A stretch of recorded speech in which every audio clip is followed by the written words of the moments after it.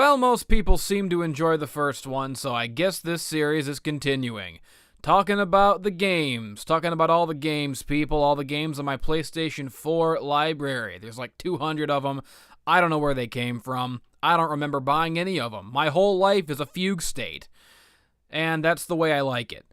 I don't like to remember. I don't like to think. I don't like to acknowledge the world that I live in or the life that I live because it's too painful and too horrifying to think about. If I think about it too long, then the walls in my mind breaks down and I have visions of hell. So let's talk about the games. And last time we left off on Gone Home and I talked about that one. So this time, Gran Turismo Sport B. It's like a weird B. It's like some European symbol version. This isn't the actual game. This is just like a free demo of the game. But I played it, or I tried to play it for all of like 5 to 10 minutes, and oh my god, what a horrible nightmare this was. This is like, I mean, the B stands for bad, obviously. The B stands for abysmal. This is a abysmal game. The cars in this game run on bismol. Like that's a type of fuel. Delete the whole video. Delete it all. Start over. I'm having visions of hell. I'm having visions of hell. I'm thinking about my life now because I did it bad. Everything's bad. Hell and demons. So here's Gran Turismo Sport B version. It's a demo, it's not the main game, and I played it for all of 5 to 10 minutes, and I realized very quickly that it was not my bag of tea. It is bad, and you know, not just because it's a racing game, you might assume that I'm not into racing games, because they don't seem like they're up my alley, because, I don't seem like a car guy, but you know what? I am a car guy. I'm a big car guy. I know all about the fuels and the oils and the fucking bismals. I know all about it, okay? I know what a sports car is, and I know what a sedan is. It's not just a country in the Middle East. It's also a body of car, I think. The point is, Gran Turismo 3 is one of my favorite games ever. Like, legit. It's amazing. Gran Turismo 3 on the PlayStation 2 is, like, the best game. You just, oh, it's so cool. You do the little driving license test, and that part sucks. And it's tedious and horrible. But once you do those, you can do the races. And there's so many cars. It's just like real life. The appeal of the Gran Turismo series, to me, is that it's like if you could afford cars. It's a simulator of having enough money to buy the cars that you want to buy. It's like going to a car dealership, and instead of having to settle for some piece of shit that you can afford anything. So it's like the feeling you get when you go to Walmart and you have enough money to buy all the $1 loaves of bread that you want, but instead of loaves of bread, it's cars, and you can buy whatever car you want. That's the appeal of Gran Turismo. It's a having money for cars simulator. And it's got like all the cars, and they really gave a shit about making sure all the cars in the game drove and felt like they would in real life.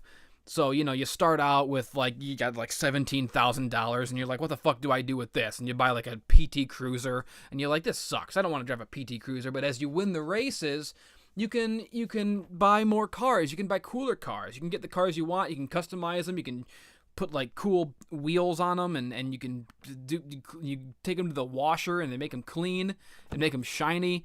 And it's just a fun time pretending that you can afford cars.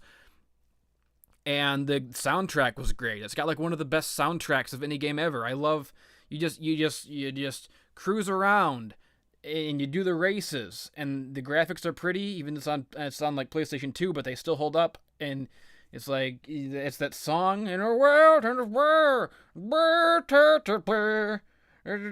like 70s music, or it's like, it's a cool game. It's a great, I love it. So I'm a fan of the series, and I haven't played it in all these years. I know there's been like a 4 and a 5, And who I think this is like the sixth one maybe, but this I heard it was coming out, and I'm like, oh, cool, kick ass, sweet, a new Gran Turismo.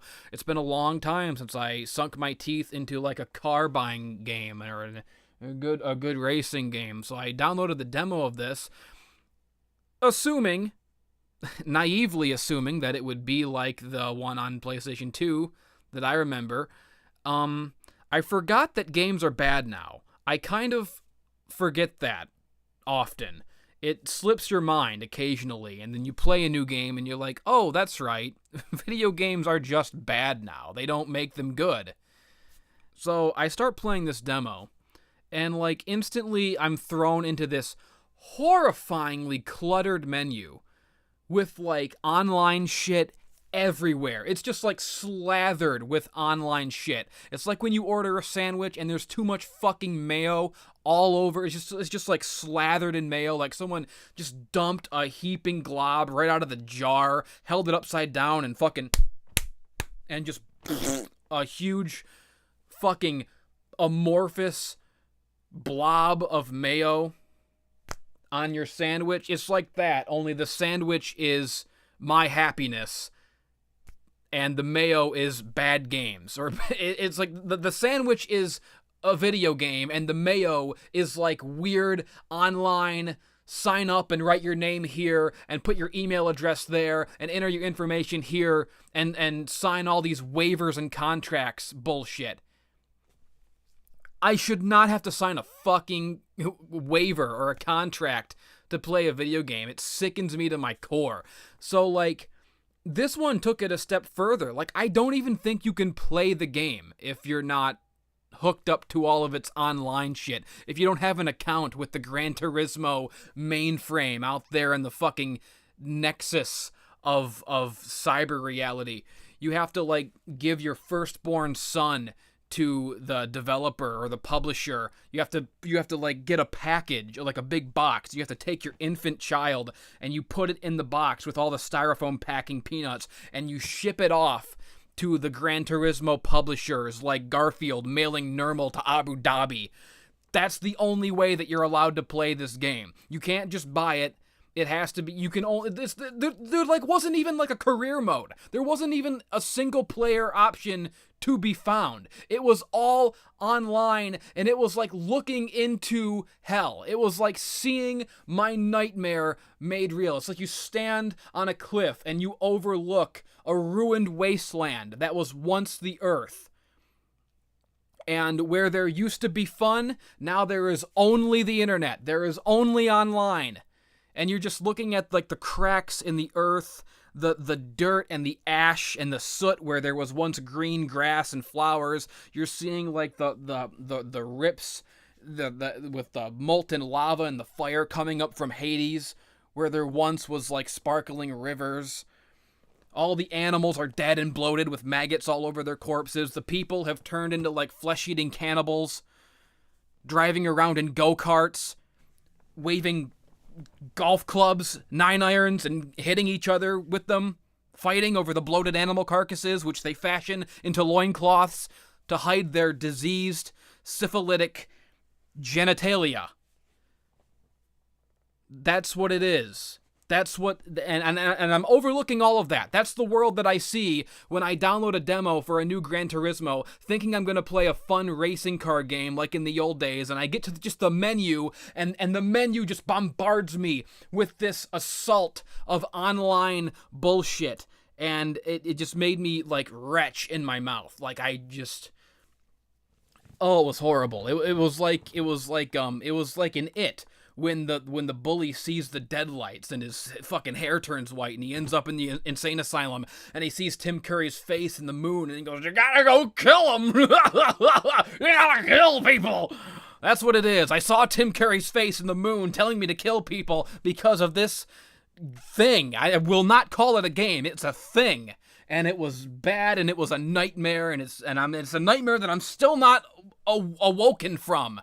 I'm still in it. Because I'm remembering it, and every time I remember it, I have, like, vivid flashbacks, like a war veteran, and I've got shell shock. It's like, and I fucking, I pee my pants and I break into a cold sweat and I start crying, and then the social worker has to come and talk me down before I go on a rampage like Rambo.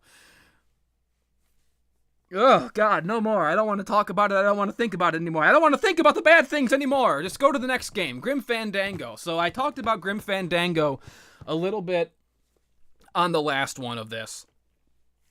And I put it into the category of, like, classic, lauded, critically praised, beloved point-and-click games from it's, you know, it's one of those, like, Tim Schafer games. I think he's the guy. That I just could never get into and never gave a chance to because I don't like point-and-click games. I don't want to repeat myself or reiterate what I said and waste time, but what I said was I don't like point-and-click games generally because you don't have direct control over the character. It's all pointing and clicking, and you point and you click, and you wait while the character slowly meanders and shuffles about the screen to get to where you pointed, and it just doesn't feel like a game to me. It would feel more like a game if I had direct control, a la the only good point-and-click game that I've ever played, which was Escape from Monkey Island, on the PS2. Well, somebody corrected me in the comments and let me know that Grim Fandango is, in fact, a game where you have direct control over your character with the joystick, a la Escape from Monkey Island. And I said, well, shucks. I didn't know that. Maybe I'll give it a chance. So, I have never played Grim Fandango. Maybe someday, if I had the time or the inclination, I will do so. And I will get back to you all on whether it's good. I'm sure it's good. I'm sure it's great. I just have written it off for many years because I just don't like pointing and clicking. But I was wrong about that in this case. It's not that, as I was informed in the comments, and maybe I will play it someday. The next game is Grow Home. Grow Home is like this weird sort of sandboxy kind of open world exploratory. You're a little robot on an island, and you're just climbing. You're climbing with your little hook hands. I didn't play it for that long, maybe like 10 minutes at most. It was good. It was fun. That's about all I got to fucking say about that shit. I mean, there was a sequel, I think. I don't know. Anyways, next up is Gwent, the Witcher card game. So, as I said in a recent video, the best part of any game is the optional card game. And The Witcher is no exception. I have a hard time getting into The Witcher. I briefly got into it, just a little bit. The story didn't totally grab me. It's a lot of he's walking around looking for... Why am I talking about this? I'll talk about when I get to The Witcher. Now, I'm just talking about the card game now. But anyways, I liked the card game a lot. That was what I spent the most time in the game doing, is just challenging people to cards and riding over. So... I found there was an actual standalone, downloady, free fucking version of it, the card game, so I downloaded that.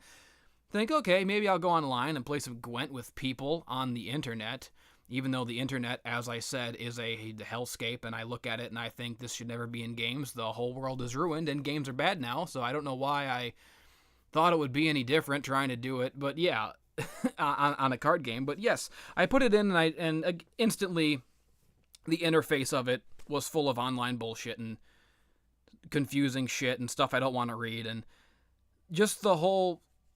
Like, I would still rather play Gwent in The Witcher 3. I would rather turn on The Witcher 3 just to play Gwent than play this standalone Gwent game, because I don't like the interface as much. It's much worse and confusing and just not as good. It's bad, and I don't like it, and I hate it, and so there you go. I don't know what I'm talking about, but, you know, I know what I think I'm talking about, and that should be good enough. This is not my magnum opus, okay?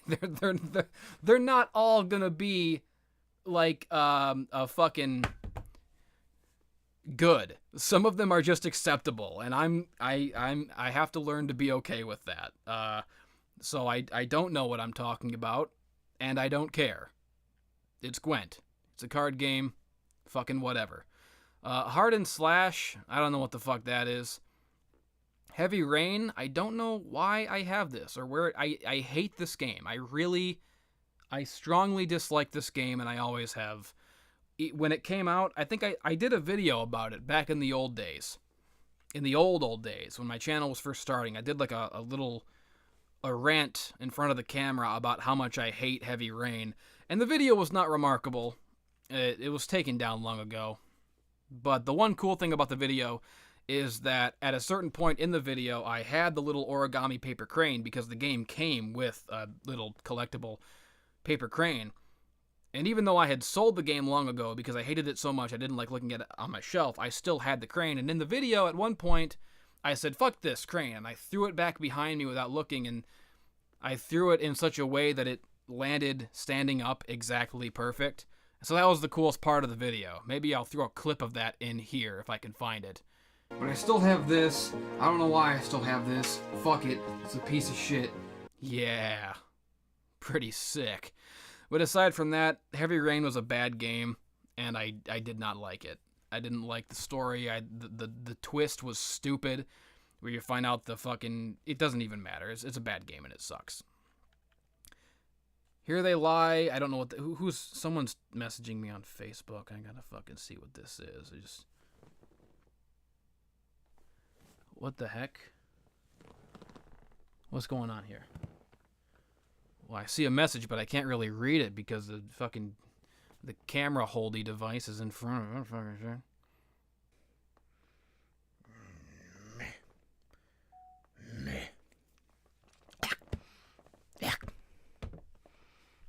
Where's my tea?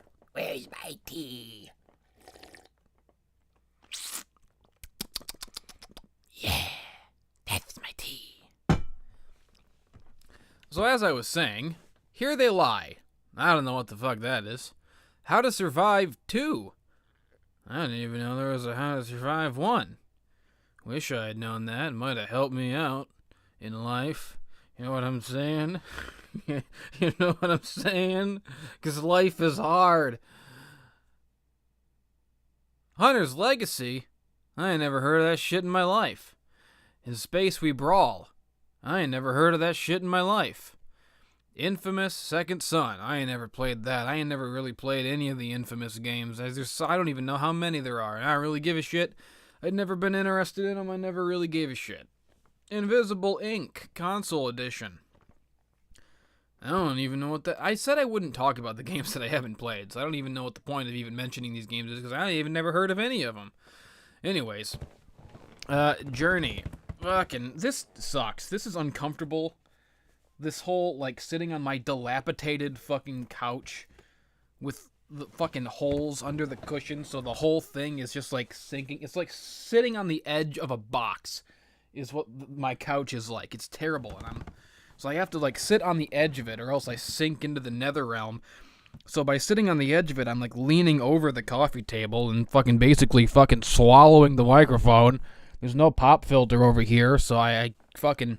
So it sounds bad. Oh, fuck. Yeah. I don't know. This is the aesthetic that I decided on. It's just pointing the camera phone at the TV. Maybe it's bad. Maybe it's wrong to do it this way. Maybe I should do it different. I should just put the microphone back over there where the pop filter is and where the desk is. It's more comfortable, and then fucking just find the images and put them on a background. That'd be better than this. This is a shit show. Just Cause 3. Well, you know, I never even played the other Just Causes, so I don't fucking give a shit about that. Killing Floor 2, I don't know what the fuck that is. King Oddball looks like fucking the stupidest thing. I don't even know what that is. Knack, I fucking don't give a shit about that. Kung Fu Panda, Showdown of Legendary Legends. Fuck, who gives a shit? Kung Fu Panda was actually a pretty good movie. I didn't see the sequels, though. Layers of Fear is like a scary game, I guess, about a painter, maybe? I don't know. Lego Batman 3. I didn't even play any of these games. I don't even know where they came from. I don't even care about them. This is just going off the rails. Oh, man. I don't know. Fucking shit. Fuck. Well. Oh, who cares? It's a Lego game. You know, I remember when, like, the first Lego Star Wars came out, and it got treated like a big deal, because, like, it was, like, so new and unique to, like, make Legos into a game, and it was fun, and it had, like, this great atmosphere of, it's like, it's Star Wars, but, you know, now there's, like, 50,000 of these Lego games. No one can give a shit anymore. They're all the fucking same. You know, the first one was charming, but now there's, like, a million of them. Who cares?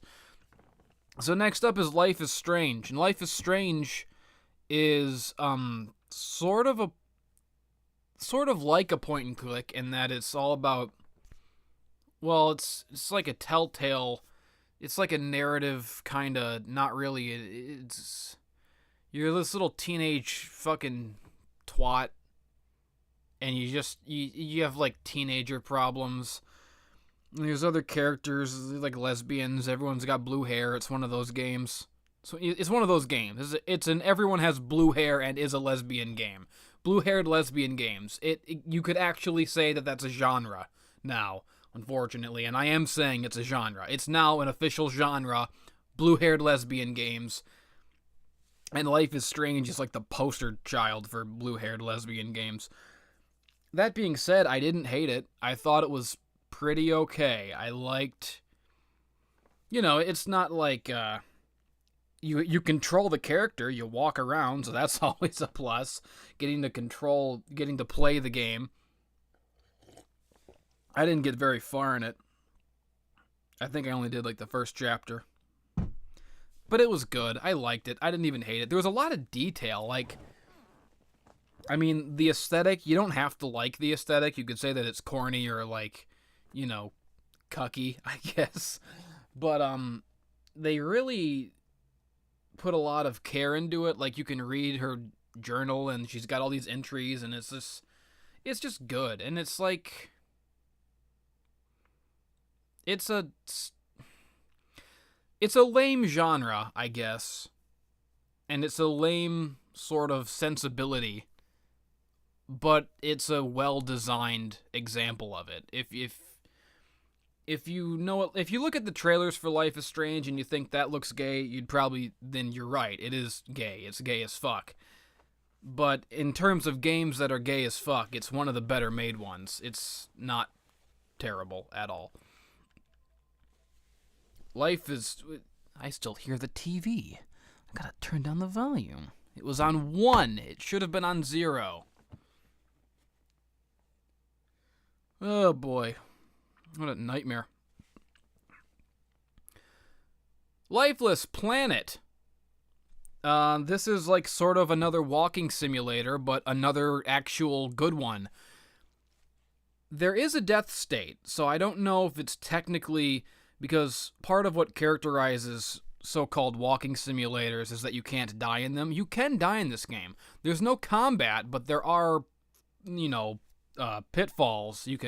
There's a lot of platforming challenges in this game. It's all about getting your little booster pack to, fart out your ass and jettison to another platform and not running out and not falling and stuff. It's a lot of like double jumping and boosting platforms, and you're exploring Mars, and you're like unraveling this little mystery of where like you're crash landed on Mars, and it's Mars, but then you find telephone poles, and you can see just in the picture, like the box art of this game. I don't know if it even has a physical release, but I assume that would be the box art if it did. Just the picture is a great. That's just great. Just look at it. You look at that picture, and your brain instantly fills in the gaps and creates a mystery, and you want to click on that shit and see like what the hell it's about.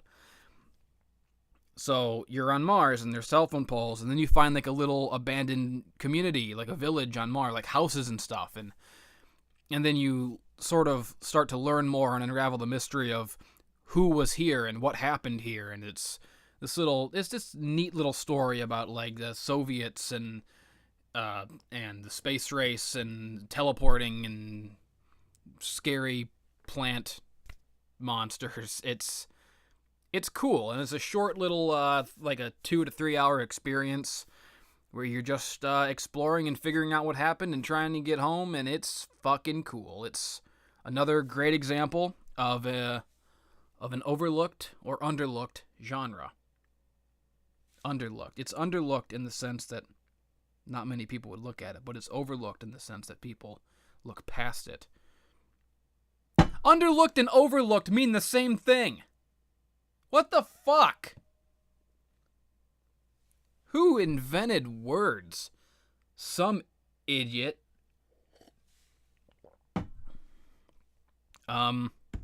Little Big Planet 3. It's the third Little Big Planet game. Apparently this one has a bird in it, like a sack bird. You know, I played the first Little Big Planet when it came out on PlayStation 3, as did pretty much everyone on Earth.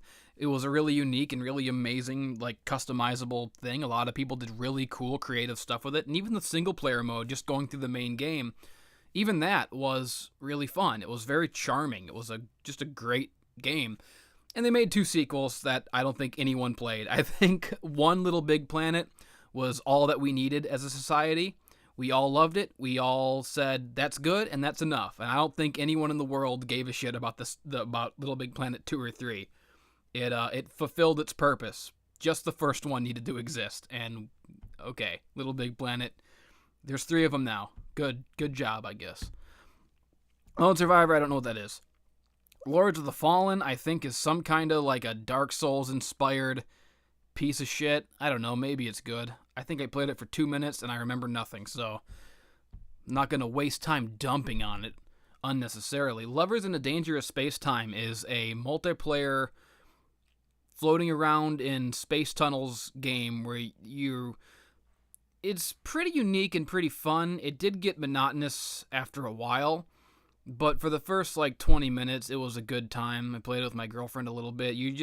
You're playing as these little guys inside a spaceship, and you have to run around in the spaceship to move the spaceship to control. There's like a steering wheel in one part, and there's like a turret gun in another part. It's kind of hard to explain, but because it's a multiplayer game, up to 4 players, I think, you're all running around the ship, and you're cooperating in real time with who's on the turret and who's steering the fucking thing, and it's really unique and really interesting and pretty cool, and I like it. Mad Max is an open-world game based on Mad Max, and that's pretty self-explanatory. I mean, it's a game that, was bound to exist someday, because what better property for an open-world game, I guess, than Mad Max? And I didn't play it that much. I played it for like maybe 10 minutes. It had a really slow start. It had a lot of those modern problems of like the game won't just fucking start. But I've heard bad things about it, and I've heard good things about it. People seem split. I've heard that it's basically Arkham, and you just go around with like lame combat, and it's not that good, and there's not much to do. But I've also heard other people say that it is not, and it is good, and the guy exploring is fun. I don't fucking know. I mean, it's an open world game. The kind of all shit inherently. It's a shit genre. But it's Mad Max, and if fucking ever there was a game that should be an open world game, if ever there was a property, it's Mad Max. And so, as long as it nails the aesthetic of what it's going for, as long as it looks and feels like Mad Max, then it's a 10 out of 10 game, because what else are you really expecting from it, right? I mean, it doesn't have to be the best open world game ever made. It just has to be a Mad Max open world game. So as long as it nails the aesthetic, then I don't see how anyone could dislike it. It's Mad Max, and if you play it and it's Mad Max, then you're getting what you pay for. Okay, Mercenary Kings is like some Metal Slug shit.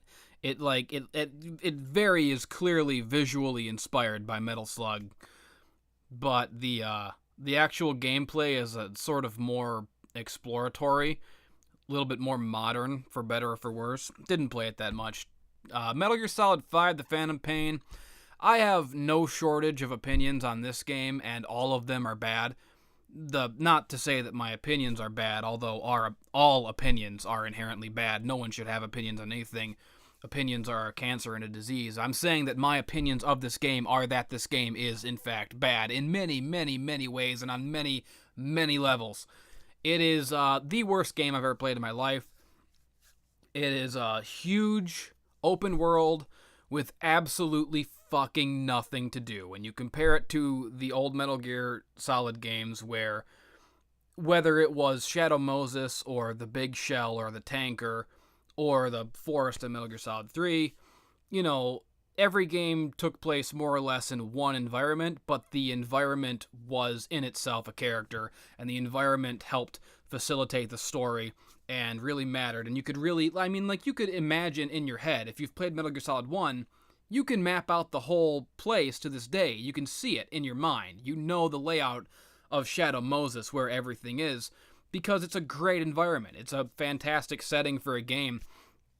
And you get to Metal Gear Solid 5, and the gameplay is, you know, smoother and better in many aspects, and in many ways it's a great evolution of the core gameplay principles of the previous games. But in another way, all of that progress is rendered moot by the regression of the setting, because when you have this huge open world with fuck all to do in it, it just sucks dick. I mean, you just go from one place to another, and there's so much walking in between the places where stuff is actually happening, and driving and riding and walking and driving and riding and walking, and even the helicopters that are supposed to be like a quick travel, even they aren't really quick, because you have to fucking call them and go to them and wait for them, and they can only go to certain spots, and there's just so much waiting in between the game parts of the game. And that's just my gameplay gripes. It's not even going into the story, which was a fucking atrocity that completely ruined the entire series retroactively. All the previous games, especially the first one, has this great, incredible... All the previous games have had a great story, for different reasons. The first one had a story that was understandable and very emotional and compact.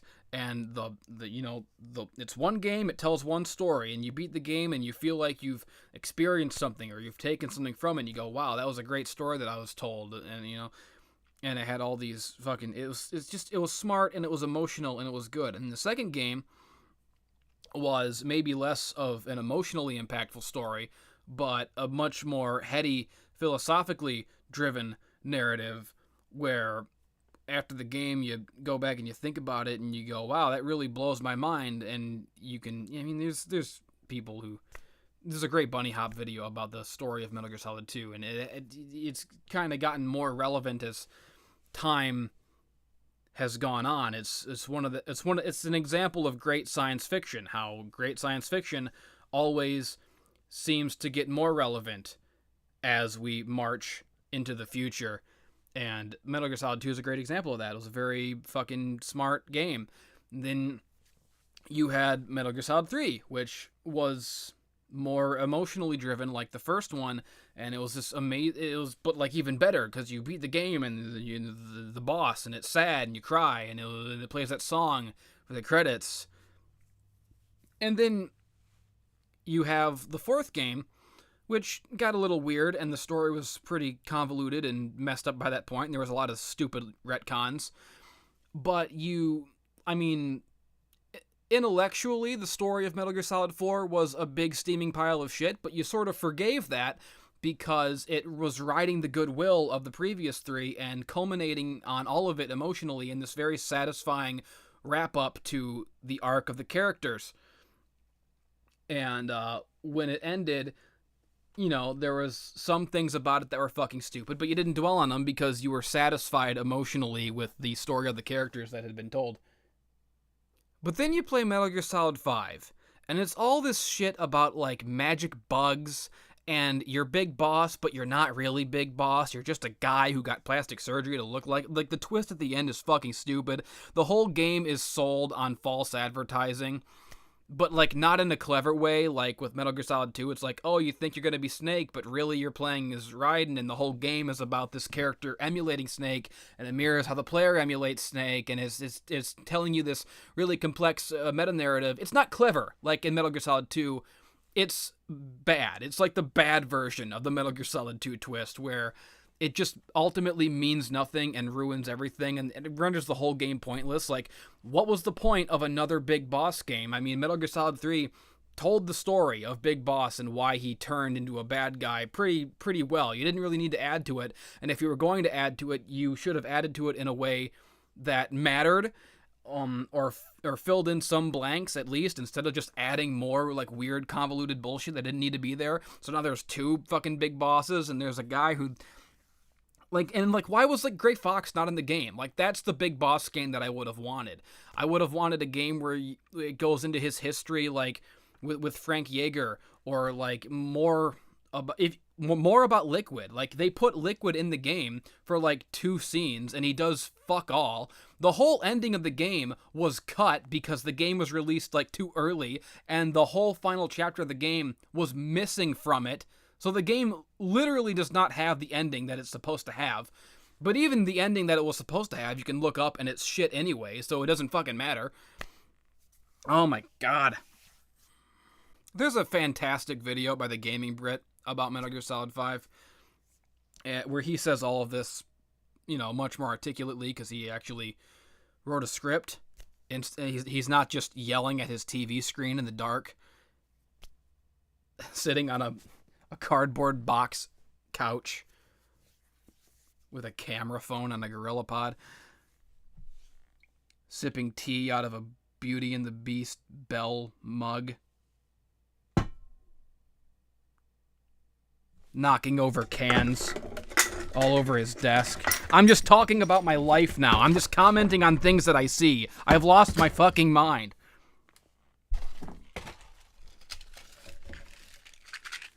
Fucking taking aspirin, like six of them with your Beauty and the Beast tea, Ugh. What was I saying?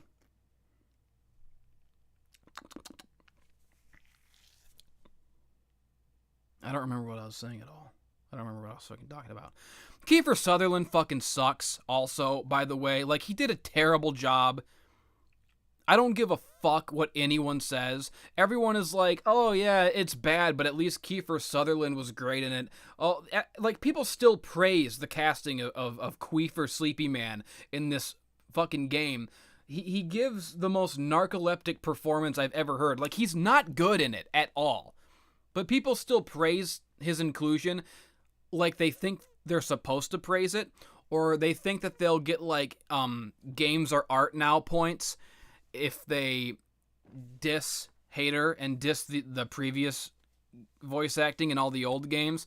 Like, they think that will make them better, towing the line of video games journalism by saying, well, this is actually much more mature to cast a real accomplished TV actor like Queefer Sleepy Man, as opposed to David Hayter, whose performance was akin to a cartoon caricature. And the old games were baby shit. This is the real shit. Now games are mature. It's that towing the fucking line of games being mature now, and somehow they weren't 20 years ago. Even though 20 years ago when Metal Gear Solid 1 came out, they said the same thing. Games are mature now. No one can ever just admit that games have always had the potential to be mature. Everyone is convinced that now we're on the cusp. We're always on the cusp of maturity in video game narratives. No one can ever acknowledge that we've had it forever, because then they won't feel special, I guess. Then they won't feel accomplished. Then otherwise they'll look at their lives and go, oh, I review video games for a living. I guess I didn't turn out to be a doctor or an astronaut like my parents wanted. I have to feel important and special somehow, so I'll just pretend that games are finally on the cusp of something that they've in fact always had.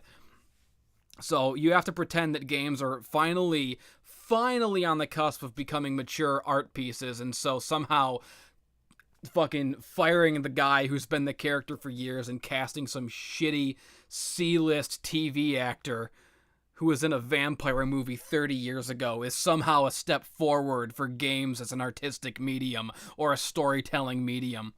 And it's not. He sucks. His performance in the game sucks. David Hayter would have been better. In fact, any actual voice actor would have been better. It didn't even have to be David Hayter. The guy who played Big Boss in Metal Gear Solid 4 was fine. Greg Eagles, I think his name was. That would have been fine. Like, it's not just that I hate it because they recast David Hayter. I hate it because it's a genuinely bad performance. He sounds like he's falling asleep. He sounds like he doesn't understand. He doesn't know the character he's playing at all. He sounds like he was just given money and a contract to come do some shitty voice work, and he totally phoned it in. I don't understand why it's praised so much. It's a bad performance. He sucks. He sucks the life out of every scene he's in. Every line in the game is fucking boring. He's a charisma vacuum. And the whole thing about Big Boss is that if there's anything Big Boss as a character should not be, it's a charisma vacuum. Big Boss's entire thing was that he was like the most charismatic leader of all time.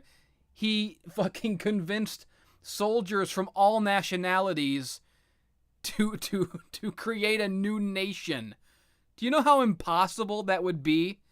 To be so charismatic that you convince soldiers of all nationalities and all loyalties to all nation to forsake their homelands and start a new island militia with you. You, like, fucking Kiefer Sutherland falling asleep through his lines is not that guy. He's not that charismatic of a leader. I don't buy it for 1 second. You can say that David Hayter is cartoony, but so fucking what? The whole series has always been cartoony. It's a fucking video game. At least Hayter is charismatic. God, it's terrible. It's such a bad game. Like, the horse poops, and that's like the best thing about the game. Quiet is fucking terrible. She's a bad character. She sucks.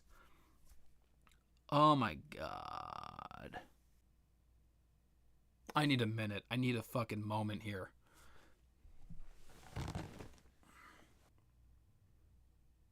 The whole fucking game is about magic slugs.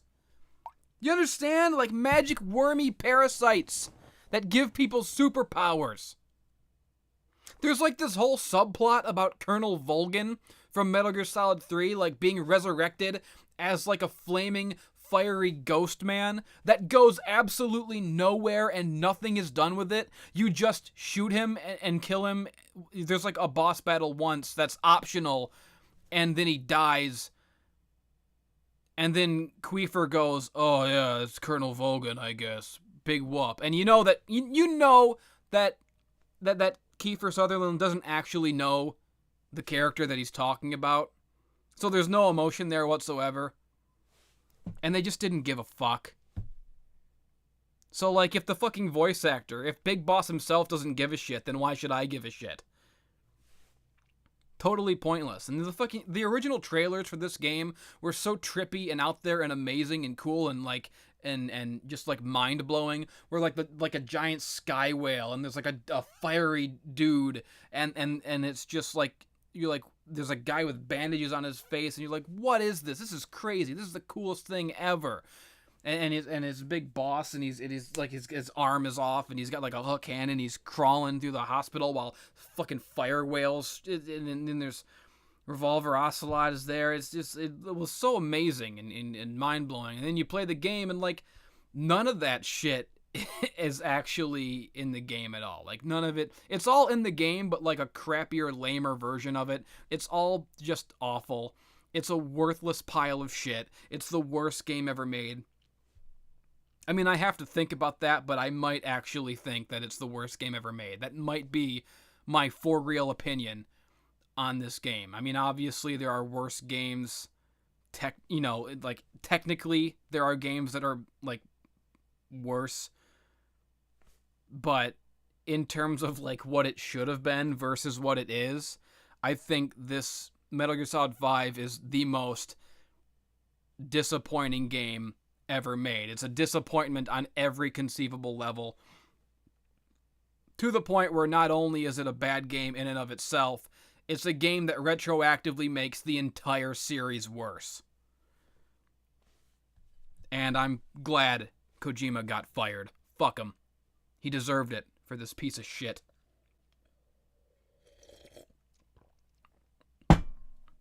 So now, fucking next year, we can all play the game where Norman Reedus digs around his toe jam for 6 hours and pretend it's a masterpiece. Just what I want. A game where I fucking stare at the Walking Dead guy's feet for 12 hours. Praise be to Kojima. Literally the best thing about this game is the trailers.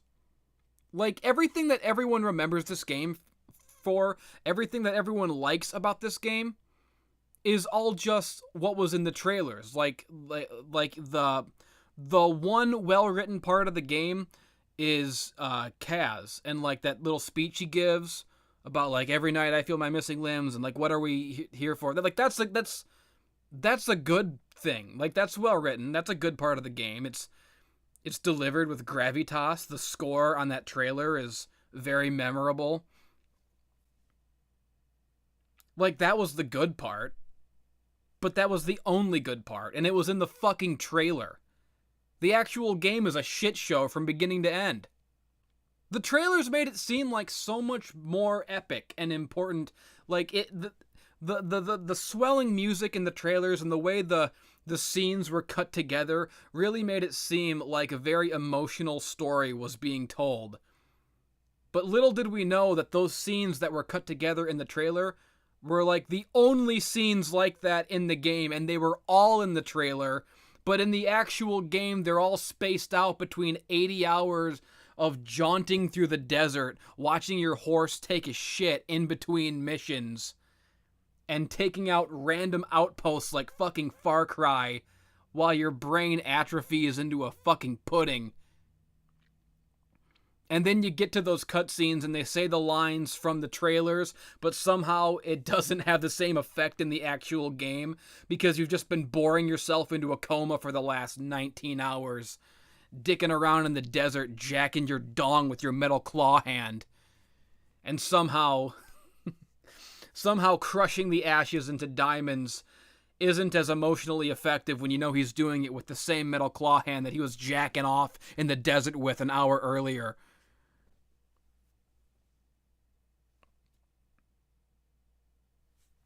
God, it just fucking sucks. What a piece of shit. Anyways, this is my number 9. And that's like a Mega Man. Kaiji Inafune kickstarted this.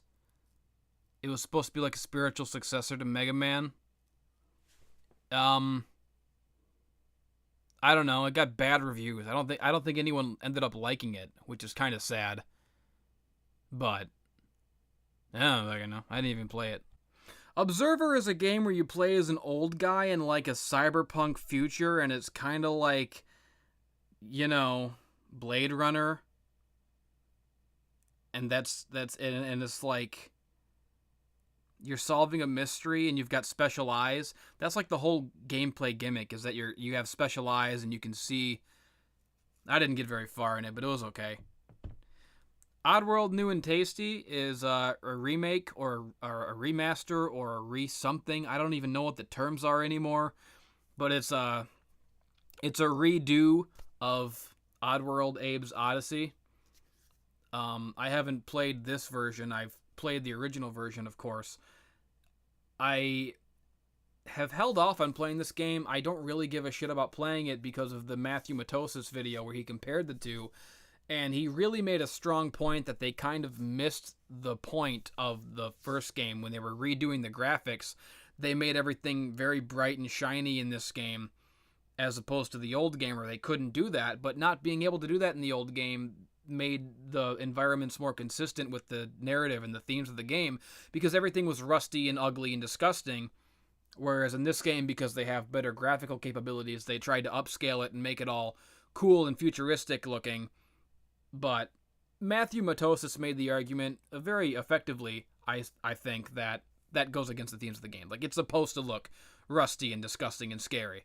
So that kind of turned me off from playing the remake. And I was also turned off from playing it by the fact that I didn't know that I owned it. I don't remember buying this. So that's also a thing that would stop you from playing a game, is not knowing that you own it. Anyways, Onigiri is like an anime MMO that I've never played. I always see it. I don't remember how it got on there. I mean, I'm assuming I just downloaded it because it was free. I don't know. Like, why would you... First of all, why would you play an MMO? And second of all, why would you play an anime game? So that's 2 marks against it, and that's the only 2 marks against it that I need. It will never be played. Outlast is a spooky, scary horror game in the vein of that other one, Amnesia, and also Layers of Fear. That's like a whole genre. They're all the same. It's but this one is you're in a spooky asylum with crazy, insane people who are killers, and that's it. I haven't played it that much. I've played it a little bit, but not that much. It's okay. I don't know what Paranautical Activity is. Parappa the Rapper 2 is the sequel to Parappa the Rapper 1, which was a classic PlayStation 1 game. If you bought a PlayStation 1 back in the day when you were a kid, you probably played this game for free because it came on one of the demo discs. Back when consoles used to come with these cool little demo discs inside these slipcases with cool little art on them, and you could play demos of like Crash Bandicoot and Parappa and Twisted Metal and Destruction Derby, and I had a bunch of those. I had a couple of those. Those were fun. Yeah, those were the days. Just waxing nostalgic right now about demo discs, something that today's youth wouldn't know anything about because you have everything fucking just hand delivered to you with your downloadable installing everything. I hate kids. I don't like children. I don't like young people. I want them all to die. My generation is the last good one, the only good one ever in history, and everyone born before me or after me is a subhuman piece of shit. Parappa the Rapper 2 was the sequel that was on the PlayStation 2, not as good as the first one. Not as memorable songs. A lot easier, but like too easy. Parappa the Rapper was, a lot of people thought it was too hard, and it is very weirdly difficult, that game. But Parappa the Rapper 2, like, course corrected way too much and made it too easy. And just the songs weren't as good. I mean, everybody remembers the songs from the first game. Everybody remembers Chop Chop Master Onion. He's the man. Everyone in the world, even people who have never played Parappa, even people who've never even heard of Parappa, they know kick, punch, it's all in the mind. Everyone knows that. It's like a classic moment in gaming. There's nothing like that in Parappa 2. There's nothing that memorable in the second game. And so it's not a very good sequel, and it was kind of lost to time and forgotten about. Nobody really remembers that Parappa even had a sequel. Everyone remembers Parappa, but I don't think the second one has any of the same fondness. It's not even actually the second one. It's actually the third in the series. A lot of people forget about Jammer Lammy. There was a game, the actual sequel to Parappa the Rapper was Jammer Lammy, where you're playing as Lammy, and instead of rapping, she's playing a guitar. And that game is amazing, but it's a very buried treasure that like no one ever talks about Jammer Lammy. I've never heard anyone reminisce about Jammer Lammy. And that's a shame, because I think it's a great game. I think it's actually better than Parappa the Rapper 1, in all honesty, and definitely better than Parappa the Rapper 2. Jammer Lammy is a great game, and everyone should know about it, and if you don't know about it, I'm gonna come to your house and fucking kill you. Next up is Pixel Piracy, some fucking shitty indie pirate game. I don't give a fuck. PlanetSide 2 Closed Beta 2. That's redundant. Who gives a shit? Platinum Demo Final Fantasy. That's just a demo. That's just a demo for Final Fantasy 15. Which I did think was a good game. I liked Final Fantasy 15. Or at least as much of it I played. I didn't beat it, but I liked what I played. But this is just a demo, so who gives a shit? Psycho Pass, Mandatory Happiness. Psycho Pass is an anime about, like, people with magic guns who can read people's thoughts. And if you're a psycho, then you don't get a pass. You don't. If you're good, you get a pass. But if you're a psycho, then you don't get a pass. And they kill you. And the magic guns, like, blow your head off. But, I mean, like, every gun blows your head off. But, I mean, these guns really blow your head off. Like, they make your body parts explode. So there's a video game about it. And, I mean, you'd think that would be a pretty good setup for a video game. You know, like you're like a futuristic cop with a magic gun that makes people's body parts explode. That sounds like a great game, right? Well, unfortunately, every anime game is a visual novel. There are no other kinds of anime games. They don't make good games based on anime, because there's actually an unwritten law of the universe that anime always has to be shit and always has to be stupid fucking bullshit, and all anime has to suck all the time. So even when they get a good anime, which is a rarity in and of itself, even when a good anime comes along, when it comes time to make the game of it, they go, well, we can't go making a good game. We can't have a good game about anime. Anime is supposed to be terrible. Here's what we'll do. We'll make a game that's not a game, and we'll just call it a game. But really, it'll be a visual novel, and it's just a bunch of pictures and words that you have to read. It's like reading a book, but it's on a TV screen, and it's completely stupid and worthless, and nobody would ever play it except for the most boring, pathetic losers in the world. And so that's what they came up with to make sure that all anime games were always terrible. They're all visual novels. They're not games. They're just looking at static characters on a screen and looking at images that don't move and people doing nothing whilst reading novels, like miles and miles of text with pictures. I mean, visual novel is just another way of saying picture book. This is like for children. This is like a young adult picture book. Why can't I have a cool game about guns that blow people's body off? I'm gonna find the guy who made this game, and I'm gonna blow his body off.